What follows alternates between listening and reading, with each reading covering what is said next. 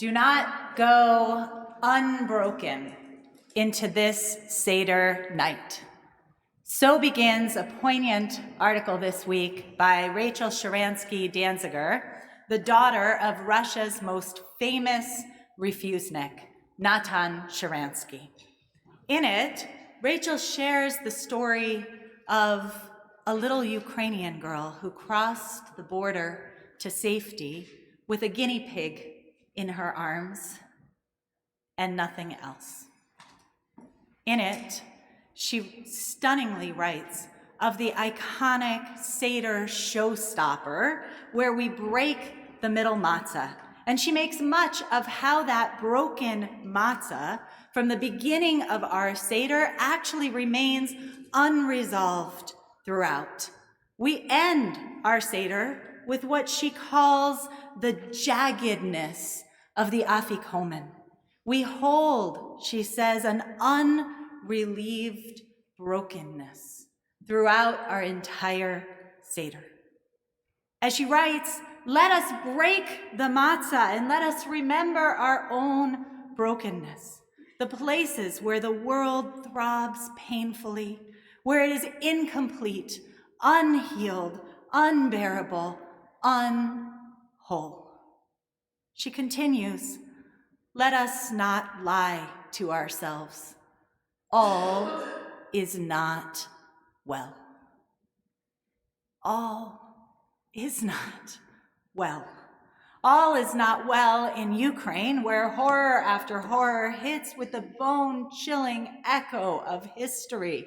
All is not well in Israel, where terror has left more than 14 Israelis, Jews, Druze, Arab, and Ukrainian citizens dead just this past month alone, and many more wounded and countless mourning. All is not well in America, where innocents were gunned down in New York just traveling by subway on an ordinary day, shattered. All is not well in our communities, where anxious and wounded our children, our loved ones, we ourselves carry scars of the ongoing pandemic.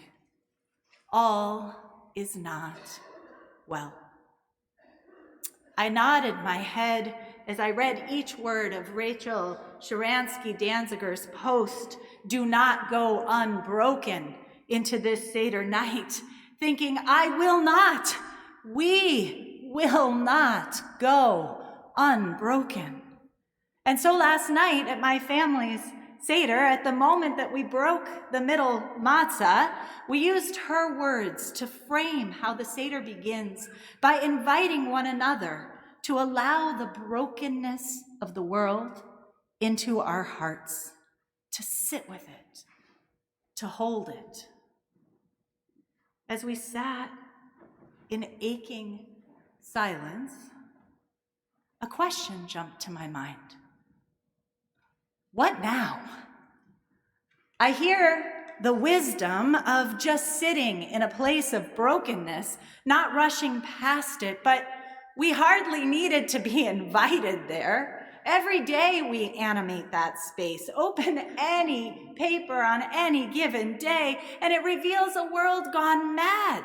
One thing was powerfully clear. We do not go unbroken. But then what? We need our Seder not just to break us, but to build in us the resilience to reach out of that valley of the shadow towards redemption, not only for ourselves, but for our world. And so I looked again, I read again, and Rachel Sharansky-Danziger's next words rang like a salve. Let us say, she wrote, that this year we are slaves and next year we will be a free people. Let us free ourselves from anything that makes us small, apathetic, complacent, anything that stops us from responding to other people's pain. And therein lies the arc for our Seder and for our lives. And therein lies a tall order. It's easy to feel helpless and hopeless. How do we feel strong and empowered to fix what is broken? Well, it turns out that in our Seder's arc from brokenness to hope, there's an important layover in anger.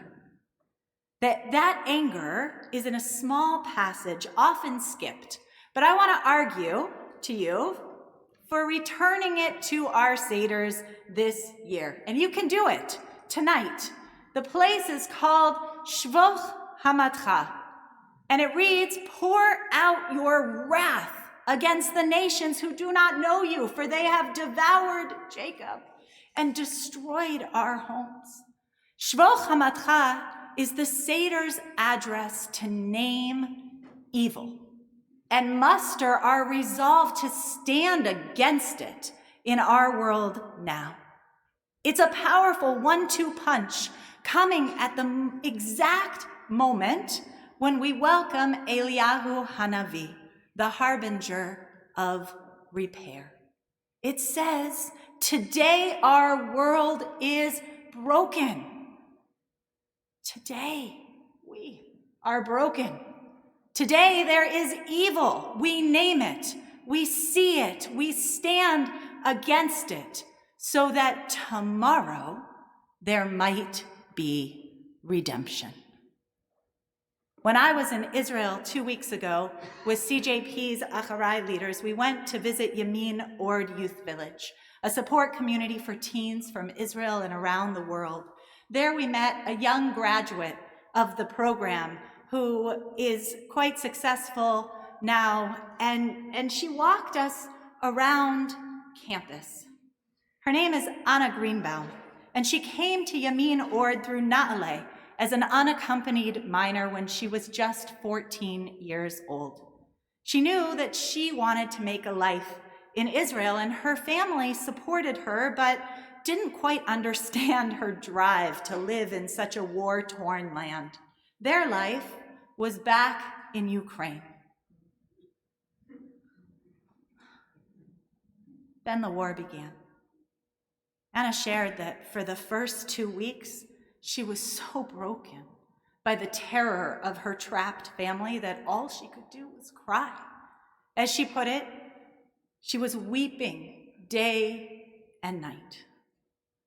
And then, she said, something else happened. She began to get angry. She began to see that this would be a sustained assault, and clarity descended on her that she had to do something. As she said, I realized that I can cry or I can act. I started calling everyone I know, and I didn't stop. Her first call was to her old advisor at Yamin Ord, who reached out to Impact Israel, who reached out to a network of Jewish agencies in Ukraine, who arranged to contact her family with aid workers, who arranged to hire a driver to take Anna's family on a harrowing escape out of Ukraine to Israel. They are now with me, Anna concluded. They are safe. As she spoke, on the edge of the circle, there was another young Ukrainian girl. She had just arrived a little while ago, didn't even speak Hebrew yet. And as we were leaving, she came up to me with tears in her eyes. And she asked, please hold us in your prayers. We're doing all we can, and sometimes it's enough. But my father is still there. Until he and all who are victims of war are safe, it cannot be enough. We do not go unbroken into this Seder night, and that brokenness must inspire us to continued action. Last week, in conversation with Dr. Mark Poznansky and Dr. Paulina Teslar, they shared with me that they too were carrying around a pit in their stomach for family and for the chill of the past as they read the news day after day. History is pretty grim, Dr. Poznansky said, and it's clear that we are facing today a catastrophic historical event. We can say, never again, but those are just words, he said, unless we offer every type of help we can. At first, Dr. Poznansky, Dr. Teslar, and others were working alone, trying to get medical aid to Ukraine in whatever way, through whatever networks they could. Dr. Teslar's family is in Lvov, and she would ask every day, "What do you need?" They would say, "Tourniquets, IV poles, insulin." And she wondered, how do you get insulin to the front lines in Ukraine? Well, she picked up a phone. She called a friend who has a role at PillPack, who has a friend at Sunflower of Peace, who had already established supply chains to the region. Her 20-year-old cousin signed up at the start of the war to become a medic. And he asked her one day for heat-seeking drones. Why? To find anyone still alive in the rubble so they could treat them. And so they realized that there are so many who are caring for refugees, and there are so many who care, who are working independently, but getting there to those front lines faced tremendous odds.